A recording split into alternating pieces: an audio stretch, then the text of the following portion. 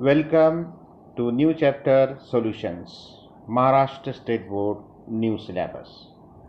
Students, आज हम solution ये चैप्टर पढ़ने वाले हैं और सबसे पहले हम इसकी इंट्रोडक्शन देखेंगे। तो आपके बुक में क्या लिखा है, चलिए देखते हैं। You are familiar with mixtures. The mixture is a combination of two और मोर सब्सटेंसेस। तो मिक्सचर की डेफिनेशन क्या है? What is mixture? Mixture is a combination of two और मोर सब्सटेंसेस। इसके एग्जाम्पल हम क्या देंगे मिक्सचर की? Air is a mixture of gases. Second example है rock is a mixture of two और more minerals and so forth. तो यहाँ पर दो एग्जाम्पल्स दिए गए हैं। हमारी डे टू डे लाइफ से जुड़ी हुई जो मिक्सचर की एग्जाम्पल है, सपोज हम यहाँ पर एक एग्जाम्पल लेते हैं और वो एग्जाम्पल है कि भेल हम खाते हैं। ओके, तो भेल is a mixture, air is also a mixture. लेकिन ये दोनों में क्या डिफरेंस है? भेल का जो मिक्सचर है इसमें बहुत सारे इंग्रेडिएंट्स है भेल के, तो ये हमको नज़र आ रहे हैं, हम उनको देख पा रहे हैं, हम उनकी पहचान कर पा रहे हैं। ओके, तो यहाँ पर भेल का जो कंपोजिशन है, भेल के जो इंग्रेडिएंट्स है, उनको आप कम ज़्यादा कर सकते हैं। जैसे कि भेल को आप ज़्यादा खटाई डालकर ज़्यादा खट्टी कर सकते हैं, ज़्यादा उसमें मिर्च डालकर तेज़ कर सकते हैं, या आप उसमें ज़्यादा जो है मुरमुरे डाल सकते हैं। तो कहने का मतलब भेल का कंपोजिशन चेंज किया जा सकता है और उसके इंग्रेडिएंट्स हमको नज़र आ रहे हैं। लेकिन एयर जो है, एयर भी तो मिक्सचर है, लेकिन क्या एयर भेल की तरह है? बिल्कुल नहीं। एयर में बहुत सारे गैसेस मौजूद हैं, जैसे कि आपको पता है। तो क्या हम उन गैसेस को देख पा रहे हैं? क्या आप पूरे गारंटी के साथ बता सकते हैं कि आपके रूम में जो हवा है उसमें नाइट्रोजन कहाँ पर मौजूद है? आप क्या बता सकते हैं कि आपके रूम के कौन से कोने में ऑक्सीजन गैस ज़्यादा है? बिल्कुल नहीं। यानी ये गैसेस को आप पहचान नहीं सकते, आप उनको डिस्टिंग्विश नहीं कर सकते हो, डिस्क्रिमिनेट नहीं कर सकते हो। तो ये एयर भी मिक्सचर है और भेल भी मिक्सचर है। अब और एक एग्जाम्पल दी गई है rock is a mixture of two और मोर मिनरल्स। तो रॉक यानी कि जो चट्टान होती है, तो चट्टान में बहुत सारे दो या दो से ज़्यादा मिनरल्स मौजूद होते हैं। लेकिन क्या आप उन मिनरल्स को अलग अलग पहचान सकते हो? बिल्कुल नहीं। तो डियर स्टूडेंट, यहाँ पर हम ये कह सकते हैं कि मिक्सचर ये दो टाइप के हो सकते हैं। तो सेकंड पैराग्राफ में क्या लिखा है देखते हैं। Recall that the mixtures are, A है homogeneous in which mixing of components is uniform, और बी है heterogeneous which have non uniform mixing of components. तो डियर स्टूडेंट, यहाँ पर हमने सबसे पहले मिक्सचर की डेफिनेशन देखी है। What is mixture? Mixture is a combination of two और मोर सब्सटेंसेस। उसके बाद हम दो टाइप देख रहे हैं मिक्सचर के। पहला टाइप क्या है? Homogeneous mixture.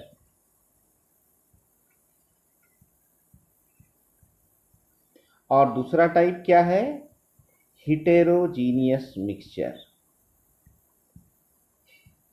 अब यहाँ पर होमोजीनियस मिक्सचर को हम कैसे पहचानेंगे कि यहाँ पर कंपोनेंट जो मिक्स किए गए हैं होमोजीनियस मिक्सचर में, जो अलग अलग सब्सटेंसेस है, कंपोनेंट्स यानी कि सब्सटेंसेस, वो यूनिफॉर्मली मिक्स किए गए हैं।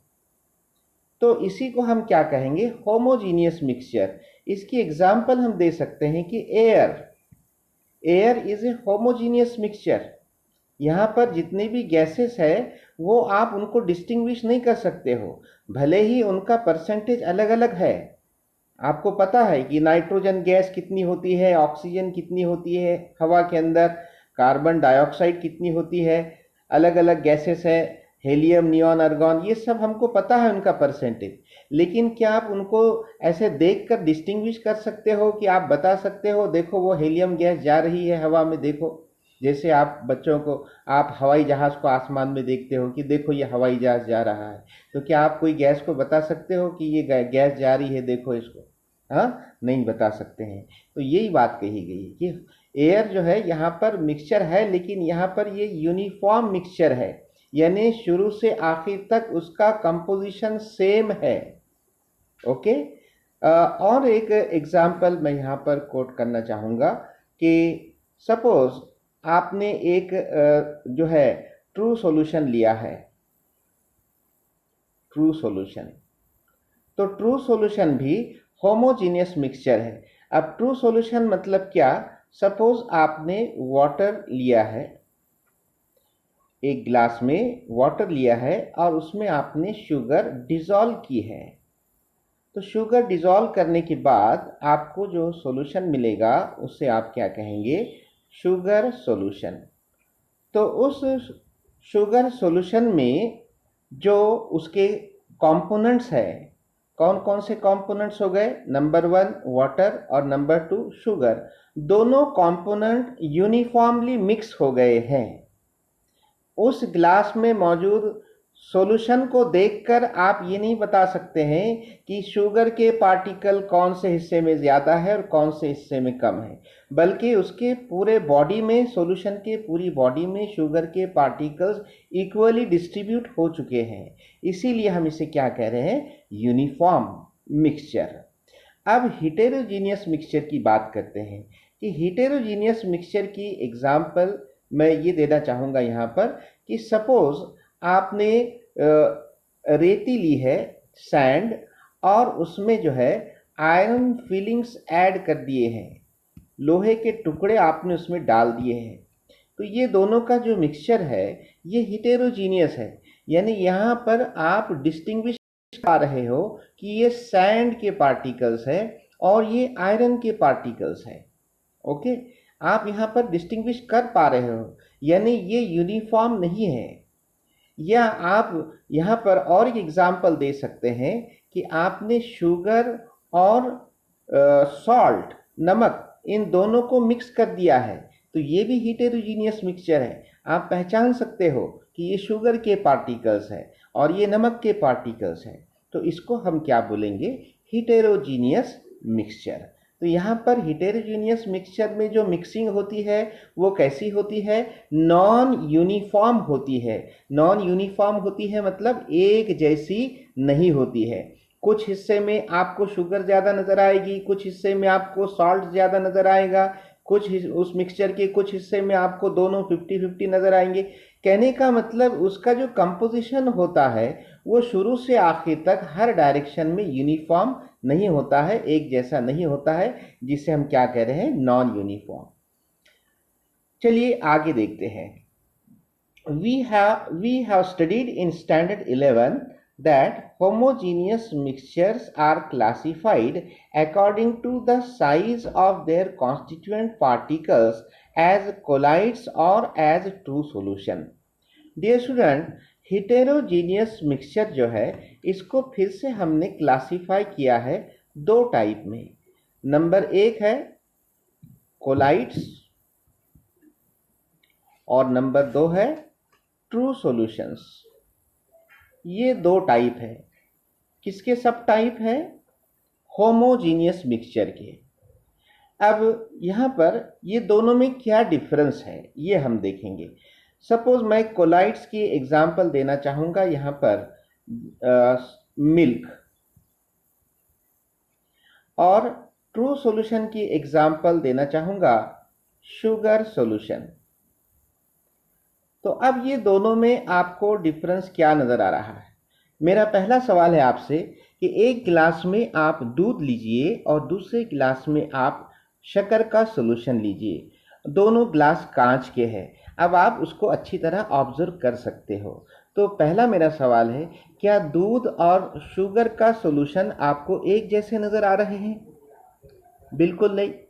शुगर का सॉल्यूशन आपको ट्रांसपेरेंट नज़र आएगा, यानी यहाँ ये ट्रांसपेरेंट इसलिए कह रहे हैं कि इसमें से लाइट के रेज आर पार निकल जाएंगे, जबकि मिल्क आपको कैसा नजर आएगा, ट्रांसपेरेंट नजर नहीं आएगा, उससे लाइट रेज ट्रैवल नहीं हो सकते हैं, तो हम उसको बोलेंगे मिल्क इज ट्रांसल्यूसेंट।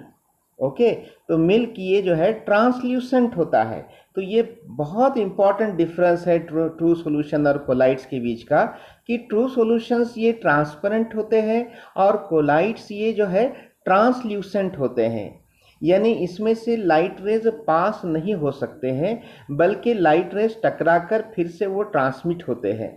तो अब और एक बेसिक डिफरेंस है कि पार्टिकल का जो साइज है, ट्रू सॉल्यूशन के जो पार्टिकल्स होंगे उनका जो साइज होगा वो साइज 0.1 से लेकर 2 नैनोमीटर इन डायमीटर, यानी ट्रू सॉल्यूशन के जो पार्टिकल्स होंगे उनका डायमीटर 0.1 से लेकर 2 नैनोमीटर तक हो सकता है, जबकि कोलाइड्स के जो पार्टिकल्स है उनके पार्टिकल का साइज 2 to 500 नैनोमीटर होता है। तो आप बहुत अच्छी तरह से इसका अंदाज़ा लगा पा रहे हो कि ट्रू सॉल्यूशन के साइज का, पार्टिकल्स का जो साइज है वो कैसा है, कम है या ज़्यादा है एज कंपेयर टू कोलाइड्स, बहुत कम है, 0.1 से लेकर 2 नैनोमीटर ये रेंज दी गई है उन पार्टिकल के डायमीटर का। और कोलाइड के जो पार्टिकल्स हैं उनका डायमीटर कितना होगा, 2 से लेकर 500 नैनोमीटर तक, यानी कोलाइड्स के पार्टिकल जो है साइज में बिग पार्टिकल्स होते हैं और ट्रू सॉल्यूशन के पार्टिकल्स स्मॉल होते हैं। ये बेसिक डिफरेंस हमको यहाँ पर समझ में आ रहा है। तो मिल्क ये कोलाइडल सॉल्यूशन है बच्चों, और शुगर सॉल्यूशन जो है ये ट्रू सॉल्यूशन है। वैसे ही हम सॉल्ट सॉल्यूशन के बारे में इसका सोचेंगे कि सॉल्ट का सॉल्यूशन, एक ग्लास में पानी लिया आपने, उसमें नमक डिजॉल्व किया, तो वो जो सॉल्यूशन रहेगा वो कौन सा सॉल्यूशन रहेगा, ट्रू सॉल्यूशन रहेगा या कोलाइड रहेगा? बिल्कुल सही सोच रहे हैं आप, ट्रू सॉल्यूशन रहेगा। ओके, यानी ऐसा सॉल्यूशन जो साफ और शफाफ होता है, जिसके आर पार हम देख सकते हैं, जो ट्रांसपेरेंट है, उससे हम ट्रू सॉल्यूशन कहेंगे। ट्रू सॉल्यूशन के पार्टिकल का जो साइज इन डायमीटर बहुत कम होता है, कितना होता है, 0.1 से लेकर 2 नैनोमीटर इतना होता है। ओके, अब हम थोड़ा आगे देखेंगे क्या लिखा है।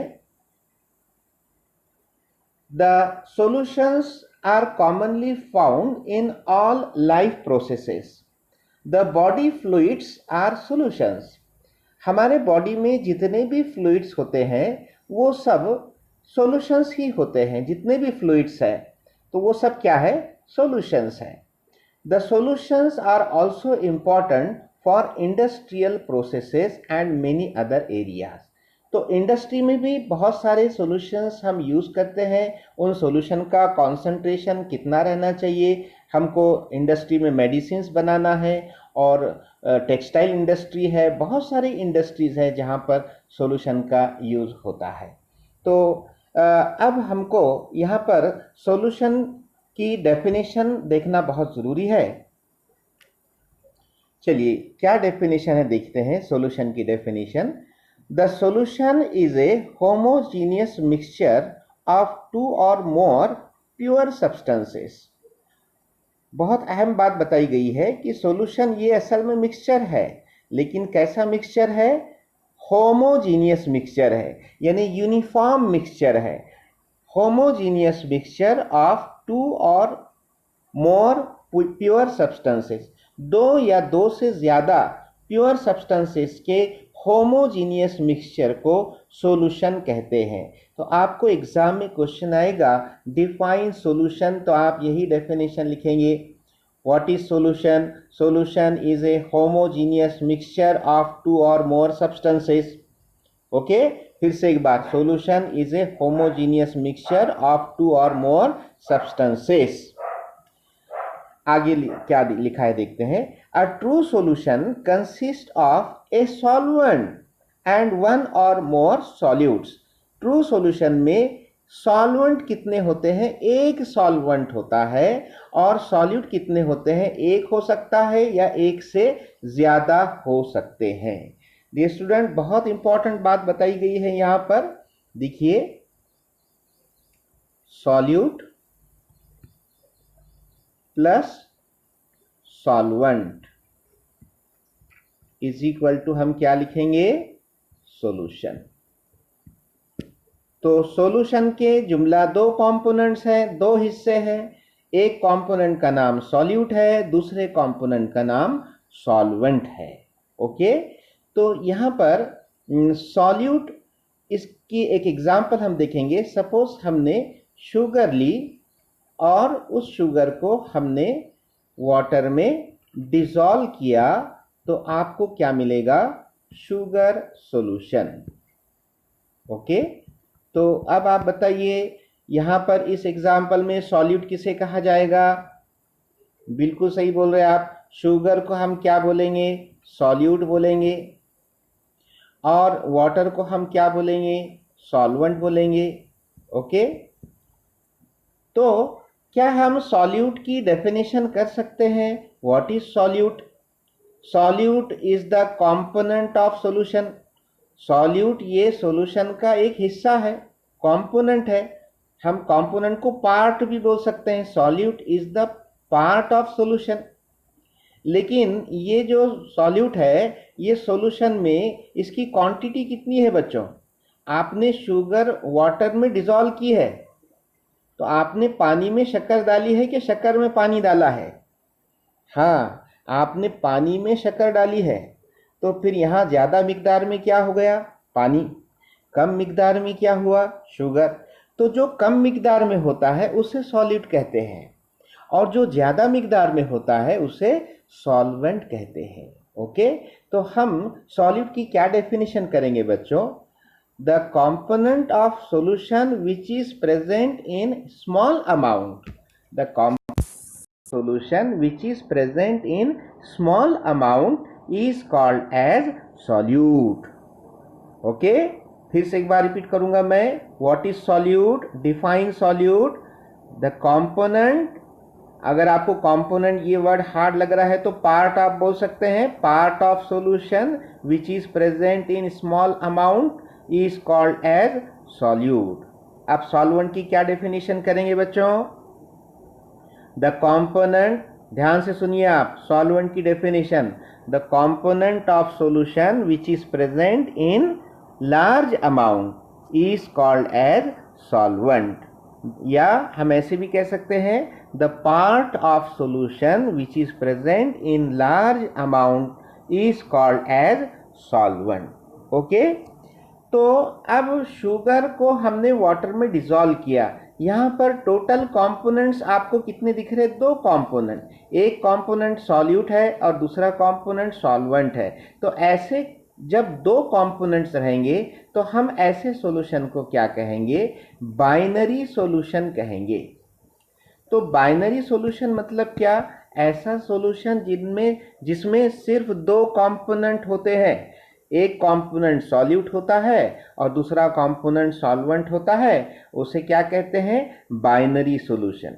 तो हमारे माइंड में एक क्वेश्चन अराइज हो रहा है, क्या बाइनरी सॉल्यूशन के अलावा और कोई दूसरा सॉल्यूशन भी हो सकता है? बिल्कुल हो सकता है। सपोज मैं एक एग्जांपल आपको बताऊंगा कि मैंने शुगर को वाटर में डिसॉल्व किया, तो मुझे क्या मिला? Sugar solution.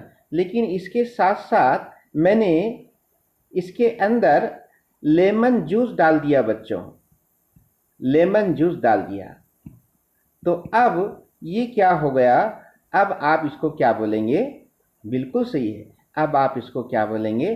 सॉल्यूशन तो बोलेंगे, लेकिन इसका नाम हो गया शरबत। यानी शक्कर को वाटर में आपने डिसॉल्व किया और उस सॉल्यूशन में आपने थोड़ा सा लेमन जूस डाल दिया, तो ये शरबत बन गया। तो अब यहाँ पर आप बताइए कि कितने कंपोनेंट्स नजर आ रहे हैं? ये शुगर पहला कंपोनेंट है, दूसरा कंपोनेंट वाटर है, तीसरा कंपोनेंट लेमन जूस है। तो यहाँ पर आप बता सकते हो इजीली, सॉल्वेंट क्या रहेगा बच्चों? वाटर ही रहेगा। सबसे ज्यादा मिकदार में क्या है? वाटर। तो वाटर ये सॉल्वेंट रहेगा। और शुगर क्या रहेगा? सॉल्यूट रहेगा। और लेमन जूस क्या रहेगा? ये भी सॉल्यूट रहेगा। ओके, तो यहाँ पर 3 कंपोनेंट्स हो गए। 2 कंपोनेंट सॉल्यूट है और 1 कंपोनेंट सॉल्वेंट है। तो 3 कंपोनेंट रहने पर उस सॉल्यूशन को हम क्या कहते हैं? टर्नरी सॉल्यूशन कहते हैं। टर्नरी सॉल्यूशन यानी ऐसा सॉल्यूशन जिसमें कितने कंपोनेंट्स होते हैं? 3 कंपोनेंट, उसे हम क्या कहेंगे? टर्नरी सॉल्यूशन कहेंगे। तो हमारे माइंड में और एक क्वेश्चन अराइज हो रहा है, क्या हम इससे ज़्यादा भी कंपोनेंट्स बढ़ा सकते हैं? बिल्कुल बढ़ा सकते हैं। सपोज आपने इस शरबत के अंदर थोड़ा सा नमक डाल दिया, सॉल्ट डाल दिया। ओके, तो अब इसके कितने कंपोनेंट्स हो गए? 4 कंपोनेंट्स हो गए। ओके, और ऐसे 4 कंपोनेंट वाले सॉल्यूशन को हम क्या कहते हैं? Quaternary solution. कहने का मतलब यहां पर आप कंपोनेंट्स को कम ज्यादा कर सकते हैं। तो इस तरह से मेनली ये 3 टाइप होते हैं हमारे पास केमिस्ट्री में, बाइनरी सॉल्यूशन, टर्नरी सॉल्यूशन और क्वाटरनरी सॉल्यूशन।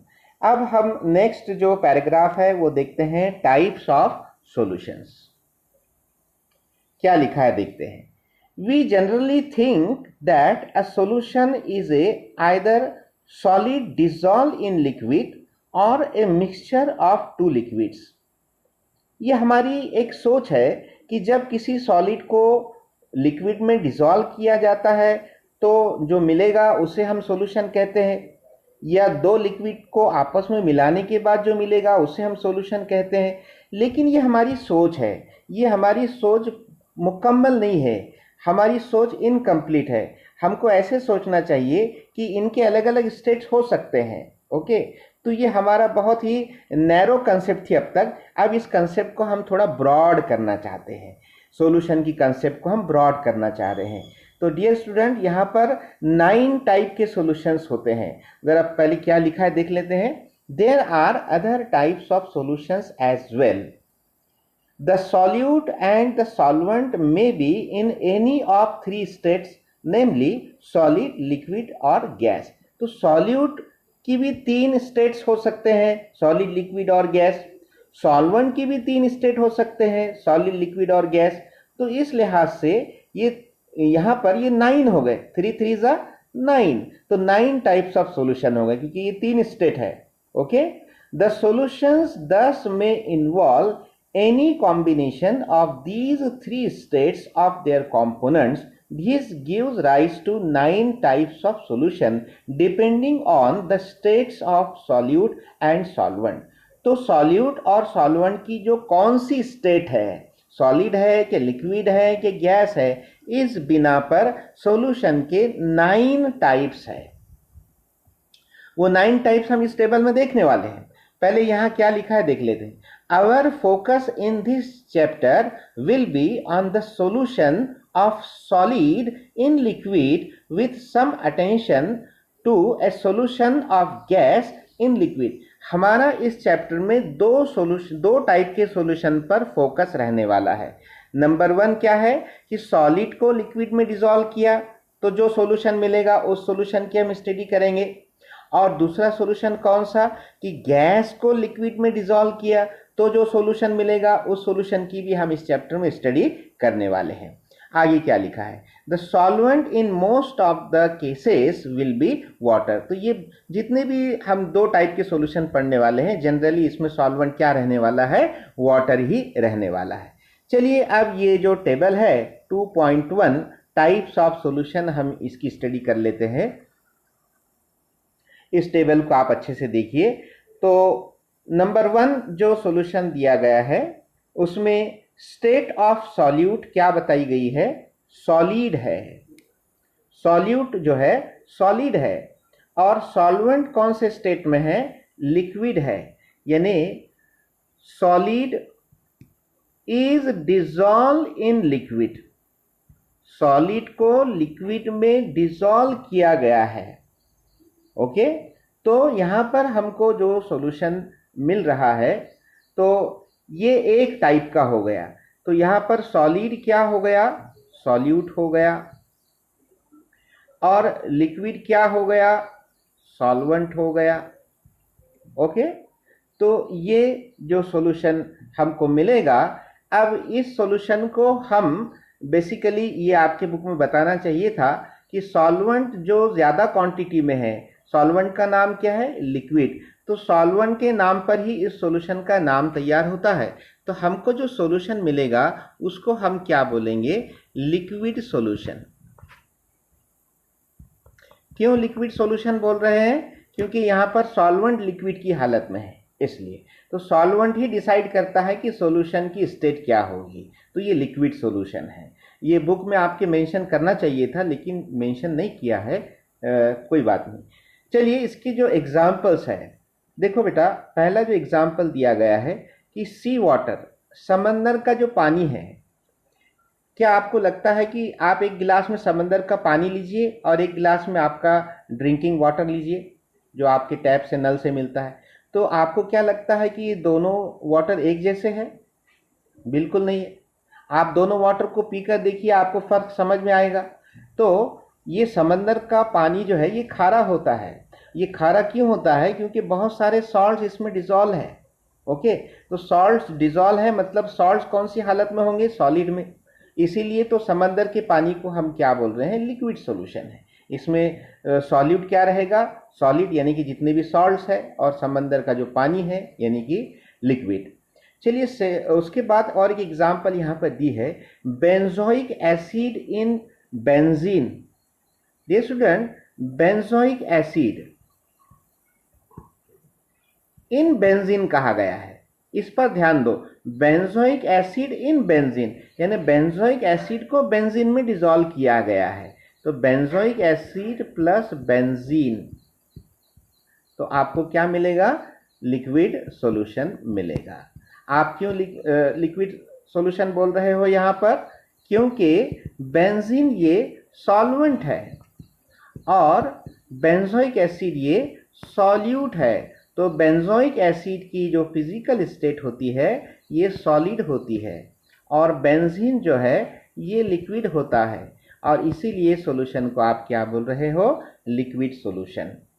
ओके, और एक एग्जांपल यहाँ पर दी है, बहुत देर से हम उसकी बात कर रहे हैं कि शुगर इन वाटर, शुगर को वाटर में ऐड किया है। ये इंग्लिश भी बहुत यहाँ पर इंग्लिश का बहुत अहम रोल है कि अगर मैंने ऐसा लिखा होता कि वाटर इन शुगर, तो उसका मीनिंग बदल जाता कि वाटर इन शुगर नहीं है बच्चों, बल्कि यहाँ पर शुगर इन वाटर है। ओके, तो शुगर वाटर में डाली गई है, तो शुगर जो कि सॉलिड स्टेट में होती है, और वाटर, तो यहाँ भी वाटर जो है सॉल्वेंट है और शुगर जो है सॉलिड है, जो कि सॉल्यूट भी है और उसकी फिजिकल स्टेट सॉलिड है, वाटर की फिजिकल स्टेट लिक्विड है, और जो सॉल्यूशन हमको मिलेगा उस सॉल्यूशन को हम क्या बोलेंगे, लिक्विड सॉल्यूशन। ओके, ये समझ में आ गया आपको। चलिए अब सेकंड टाइप हम देखते हैं। सेकंड टाइप में क्या बताया गया है, सॉल्यूट कैसा नजर आ रहा है आपको, सॉलिड है, और सॉल्वेंट कैसा नजर आ रहा है, सॉलिड है। यहां पर सॉल्यूट सॉलिड है और सॉल्वेंट भी सॉलिड है। ओके, सॉल्यूट सॉलिड है और सॉल्वेंट भी सॉलिड है। तो हमको जो सॉल्यूशन मिलेगा उस सॉल्यूशन को हम क्या बोलेंगे, लिक्विड सॉल्यूशन बोलेंगे, सॉलिड सॉल्यूशन बोलेंगे, गैसियस सॉल्यूशन बोलेंगे। तो सॉल्यूशन की फिजिकल स्टेट कौन डिसाइड करता है, सॉल्यूट डिसाइड करता है कि सॉल्वेंट डिसाइड करता है? यस, सॉल्वेंट डिसाइड करता है। आपको यहाँ पर सॉल्वेंट कैसा नजर आ रहा है, सॉलिड, तो आप सॉल्यूशन को क्या बोलेंगे, सॉलिड सॉल्यूशन। ओके, ये कंसेप्ट समझ में आ रही है क्या आपको, सॉलिड सॉल्यूशन क्यों बोलेंगे, क्योंकि यहाँ पर सॉल्वेंट क्या है, सॉलिड है। इसके एग्जाम्पल क्या दिए गए हैं देखिए, metal alloys such as brass, bronze, तो यहाँ पर ब्रास और ब्रॉन्ज ये मेटल के एलॉयज है, यानी कि मिक्सचर ऑफ मेटल्स है, और इसीलिए ये सॉलिड सॉल्यूशन की एग्जाम्पल है। दोनों याद रखिए, ब्रास और ब्रॉन्ज, और इसी के तो मेटल्स हमको मिलते हैं बच्चों। ये दो मेटल्स हमारे लिए बहुत इंपॉर्टेंट एलॉयज है, ब्रास एंड ब्रॉन्ज। चलिए उसके बाद थर्ड टाइप ऑफ सॉल्यूशन। तो सॉल्यूट कौन सी हालत में है? सॉलिड है। और सॉल्वेंट कौन सी स्टेट में है? गैस में है। तो अब हम इस सॉल्यूशन को क्या बोलेंगे? सॉल्वेंट की फिजिकल स्टेट गैस है, तो ये कौन सा सॉल्यूशन होगा? सॉलिड सॉल्यूशन होगा, लिक्विड सॉल्यूशन होगा, या गैसियस सॉल्यूशन होगा? बिल्कुल सही बता रहे हैं आप, क्योंकि यहाँ पर सॉल्वेंट की फिजिकल स्टेट गैसियस होने के कारण इस सॉल्यूशन को हम क्या बोलेंगे? Gaseous solution. ओके, और इसकी एग्जांपल क्या दी गई है? Iodine in air. आयोडीन में हवा है कि हवा में आयोडीन है? हाँ, आयोडीन के अंदर हवा है कि हवा के अंदर आयोडीन है?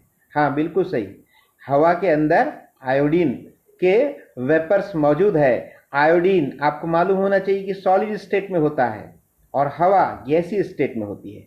चलिए नेक्स्ट एग्जांपल हम देख, नेक्स्ट जो टाइप है, फोर्थ टाइप, सॉल्यूट लिक्विड है और सॉल्वेंट भी लिक्विड है। ओके, और अब ऐसे सॉल्यूशन को हम क्या बोलेंगे? सॉलिड सॉल्यूशन बोलेंगे, लिक्विड सॉल्यूशन बोलेंगे, या गैसियस सॉल्यूशन बोलेंगे? आप किसको देखना चाहेंगे? सॉल्वेंट को देखना चाहेंगे क्या सॉलिड को देखना चाहेंगे? बिल्कुल सही। अब आप सॉल्वेंट को देखेंगे, सॉल्वेंट की फिजिकल स्टेट क्या नजर आ रही? लिक्विड। तो आप सॉल्यूशन को क्या बोलेंगे? Liquid solution. इसका एग्जाम्पल गैसोलीन। सेकंड एग्जाम्पल है इथेनॉल इन वाटर। तो गैसोलीन को वाटर में डिसॉल्व करने के बाद, या इथेनॉल यानी कि इथिल अल्कोहल को वाटर में डिसॉल्व करने के बाद ये जो हमको लिक्विड सॉल्यूशन मिलेगा। तो नेक्स्ट जो टाइप है देखते हैं हम, फिफ्थ टाइप, लिक्विड। सॉल्यूट क्या होगा? लिक्विड होगा, और सॉल्वेंट क्या होगा? सॉलिड होगा। सॉल्यूट लिक्विड है और सॉल्वेंट सॉलिड है, तो ऐसे सॉल्यूशन को हम क्या बोलेंगे? लिक्विड सॉल्यूशन बोलेंगे, सॉलिड सॉल्यूशन बोलेंगे, क्या गैसियस सॉल्यूशन बोलेंगे? बिल्कुल सही जवाब है आपका। इसको हम क्या बोलेंगे? सॉलिड सॉल्यूशन बोलेंगे। क्यों सॉलिड सॉल्यूशन बोलेंगे? क्योंकि यहाँ पर सॉल्वेंट की फिजिकल स्टेट क्या है? सॉलिड है। ओके, इसके एग्जाम्पल देखेंगे। Amalgams of mercury with metals. Okay, जैसे कि मर्क्यूरी इन सिल्वर। सिल्वर के अंदर मर्क्यूरी मिलाई गई है, तो जब कभी मर्क्यूरी को किसी दूसरे मेटल के साथ मिक्स करते हैं तो बच्चों उसके लिए बहुत स्पेसिफिक वर्ड है, अमालगम कहा जाता है। तो ये amalgam of mercury with metals such as mercury in silver. Okay, चलिए उसके बाद सिक्स्थ जो टाइप ऑफ सॉल्यूशन है, यहां पर सॉल्यूट की फिजिकल स्टेट क्या बताई गई है? लिक्विड। और सॉल्वेंट की फिजिकल स्टेट क्या बताई गई है? गैस। ओके, यहां पर इस सॉल्यूशन को हम कौन सा सॉल्यूशन बोलेंगे? लिक्विड सॉल्यूशन बोलेंगे, या गैसियस सॉल्यूशन बोलेंगे, या सॉलिड सॉल्यूशन बोलेंगे? बिल्कुल सही जवाब है आपका। इसको हम क्या बोलेंगे? Gaseous solution. क्यों गैसियस सॉल्यूशन बोलेंगे? क्योंकि यहां पर सॉल्वेंट की फिजिकल स्टेट गैस है। एग्जाम्पल क्या दी गई है? Chloroform in nitrogen. Dear student, chloroform ये क्या है? सॉल्यूट है। नाइट्रोजन सॉल्वेंट है। क्लोरोफॉर्म की फिजिकल स्टेट क्या होती है? लिक्विड होती है, और नाइट्रोजन गैस यानी कि गैस है। ओके, चलिए उसके बाद सेवंथ टाइप ऑफ सॉल्यूशन देखते हैं। यहां पर सॉल्यूट की फिजिकल स्टेट गैस है और सॉल्वेंट की फिजिकल स्टेट लिक्विड है। तो हम क्या बोलेंगे? गैस इन लिक्विड बोलेंगे कि लिक्विड इन गैस बोलेंगे? बिल्कुल सही जवाब है आपका, गैस इन लिक्विड बोलेंगे। और इसकी एग्जांपल दी गई है carbonated water. What is the meaning of carbonated water? CO2 in water. जब CO2 गैस को हम वाटर में पास करेंगे तो इसको ही हम क्या बोलेंगे? Carbonated water. या दूसरी example, oxygen gas in water. ठीक है, चलिए नेक्स्ट 8th वाला टाइप देखेंगे। यहाँ पर सॉल्यूट की फिजिकल स्टेट गैस है और सॉल्वेंट की फिजिकल स्टेट सॉलिड है। यानी हम इसको क्या बोलेंगे, गैस इन सॉलिड बोलेंगे कि सॉलिड इन गैस बोलेंगे? बिल्कुल सही है, गैस इन सॉलिड। गैस जो है सॉलिड के अंदर है, गैस सॉलिड के अंदर है। इसकी एग्जांपल देखो आप, हाइड्रोजन गैस होती है ना, H2 gas in palladium. Palladium ये एक मेटल है जिसका सिंबल Pd है, okay, P capital D small. ये तो पैलेडियम मेटल और उसके सरफेस पर हाइड्रोजन गैस एड्सॉर्ब हुई है बच्चों, इसीलिए हम H2 इन पैलेडियम कहा जा रहा है। एड्सॉर्ब हुई है, एब्सॉर्ब नहीं हुई, एड्सॉर्ब हुई है। एड्सॉर्ब यानी जमा होना। और अब हम 9th टाइप देखते हैं। सॉल्यूट गैस है और सॉल्वेंट भी गैस है, दोनों भी गैस है, तो हम क्या बोलेंगे, gas in gas. Gas in gas. तो यहाँ पर इसकी बहुत प्यारी एग्जांपल दी गई है, हवा, एयर। एयर जो है ये मिक्सचर ऑफ गैसेस है। कौन कौन से गैसेस होते हैं mainly, oxygen, nitrogen, argon and other gases. Okay, अब एग्जाम में आपको इसके ऊपर क्वेश्चन कैसे आएगा, ध्यान से सुनो मेरी बात। आपको एक एग्जांपल दी जाएगी कि सी वाटर। आपको पहचानना क्या है, identify the physical state of solute and solvent in sea water. Sea water इस एग्जाम्पल में सॉल्यूट और सॉल्वेंट की फिजिकल स्टेट पहचानो। तो आपको फिजिकल स्टेट लिखना है। सॉल्यूट क्या रहेगा, solid, solute is equal to solid, solvent is equal to liquid. बस इतना ही लिखना है बच्चों, यहाँ पर बाकी कुछ नहीं करना है। ओके, तो आपको ये समझ में आ गया होगा।